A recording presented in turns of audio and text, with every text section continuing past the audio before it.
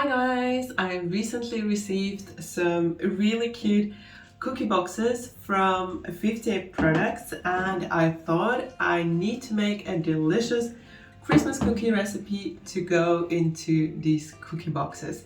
And today's recipe is inspired from a Finnish cake that is usually made in February on Runeberg päivä, which is a day celebrating a Finnish poet.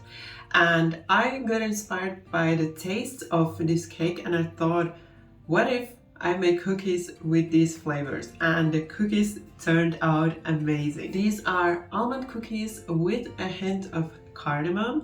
They have a sugar glaze and some raspberry jam as decoration. Sounds delicious?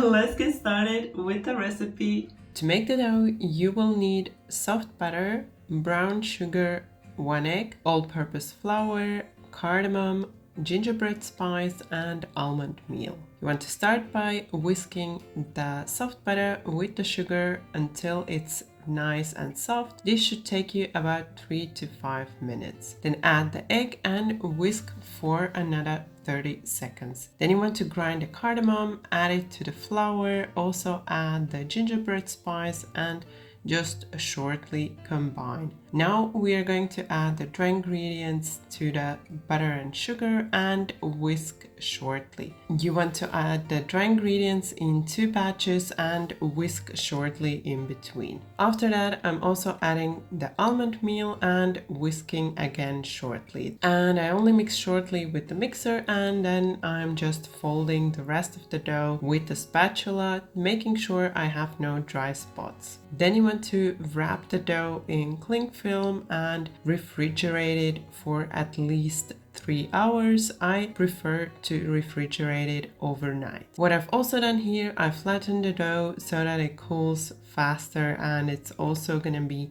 easier for me to roll it out once it's cooled. On the next day or after 3 hours, you want to sprinkle your working surface with some flour and roll out your dough. You want to roll the dough so that it's about this thick, like I'm showing you here in the video. Then you want to cut out the cookies and place the cookies on a baking tray covered with parchment paper. Then you want to chill the cookies again and bake them nice and golden. All the baking instructions can be found down below in the description box. After you've baked your cookies, you want to allow them to cool completely before decorating. Once your cookies have cooled, you want to prepare the icing. And here it's important that you reach this kind of really thick consistency. Then transfer the icing into a piping bag and pipe this kind of a ring onto your cookies. Then you want to leave them aside again to allow this icing to slightly set. In the meantime, we are going to prepare the jam for the decoration, and for that you just want to heat the jam slightly in a pot. You don't want to boil the jam, just heat it so that it becomes slightly more liquid-like, and then you want to add some of that jam into the powdered sugar ring that you made earlier. If you notice that the jam is getting thicker again, then you can reheat it to make it easier for you to decorate the cookies. Once you've decorated the cookies with the jam, you also want the jam to set before you store the cookies in an airtight cookie jar or cookie box or an airtight container.